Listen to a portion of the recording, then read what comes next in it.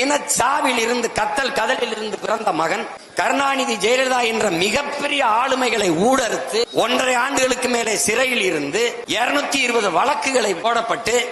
ஏறாத நீதிமன்ற படிக்கட்டில்லை, தொழில் செய்ய முடியாது, கடவுச்சீட்டு இல்லை, ஒரு நாட்டுக்கு பறந்து செல்ல முடியாது, எங்கேயும் போக முடியாது. எல்லாத்தையும் விட்டு என் மொழி, என் இனம், என் நாடு, என் மக்கள்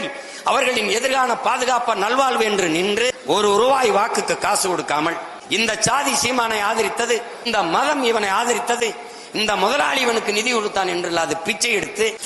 திரள் நிதி என்று திரட்டி போராடி 4,50,000 வாக்கு 1.1 இருந்து 8.5 விழுக்காடு வாக்கை வாங்கி தனித்து நின்று அங்கீகாரம் பெற்ற ஒரே அரசியல் கட்சியா வந்து ஒரு கவனத்தை பெற்று இந்த திராவிட கட்சிகளை வீழ்த்தி மேலே ஏறி தமிழ் தேசிய அரசியலை கட்டி நிறுவலாம்ங்கிற போது திடீர்னு உள்ள வந்து திராவிடமும் தமிழ் தேசியம் ஒண்ணுதான், மறுபடியும் பெரியார், மறுபடியும் அண்ணா, மறுபடியும் எம்ஜிஆர் அப்படின்னா